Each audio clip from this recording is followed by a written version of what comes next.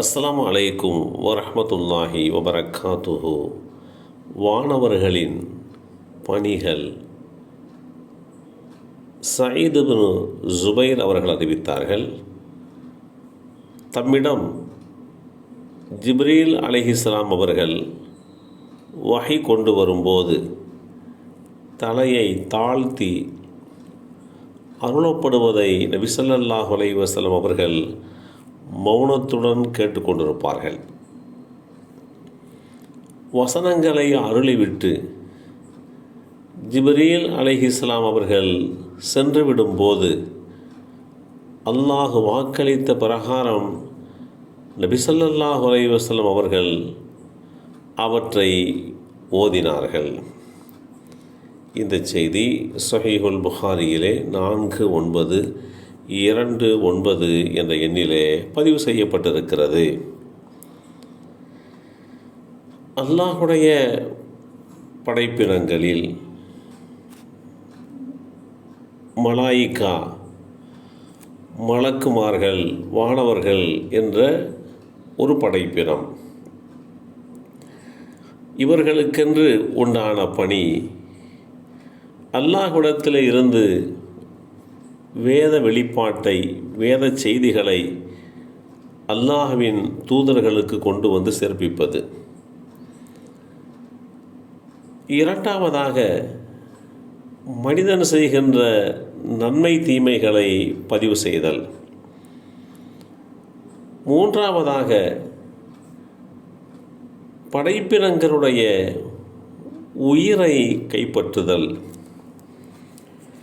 இந்த பணியை நிறைவேற்றுகின்ற அந்த வானவருக்கு மலக்குல் மௌத் என்ற ஒரு தனி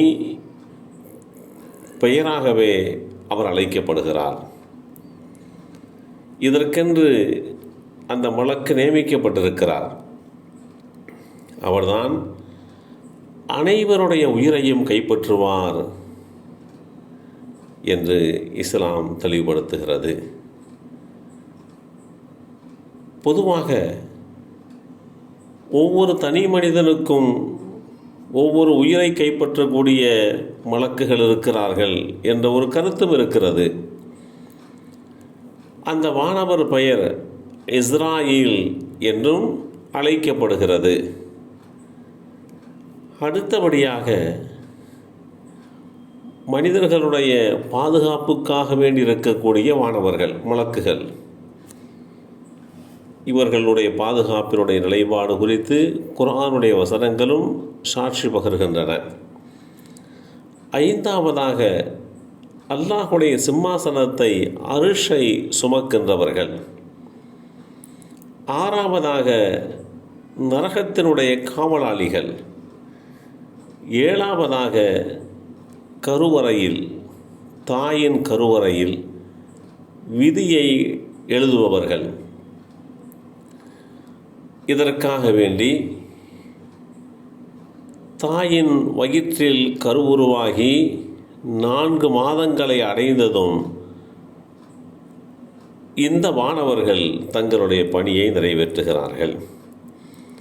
எட்டாவதாக மண்ணறையிலே, அடக்கஸ்தலத்திலே, கபூரில் விசாரணை செய்கின்ற பணிக்காக வேண்டி சில வானவர்கள் இருக்கிறார்கள்.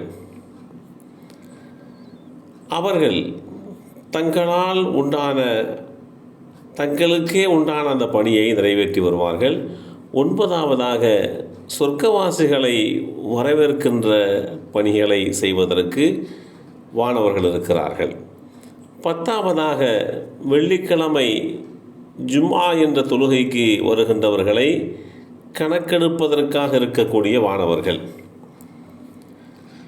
இப்படி வானவர்களுடைய பணி குறித்து வேதமறை குர்ஆன் மிக தெளிவாக எடுத்து சொல்லியிருந்த போதிலும் நபிமொழி தொகுப்புகளிலேயும் அந்த பணிகள், அவைகளுடைய பொறுப்பினுடைய தன்மை எப்படிப்பட்டது என்று தெளிவாக விவரிக்கப்பட்டிருக்கிறது.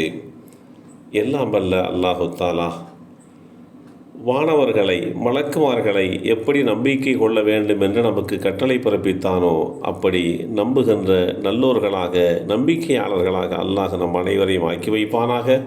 அஸ்ஸலாமு அலைக்கும் வரஹ்மத்துல்லாஹி வபரகாத்துஹு.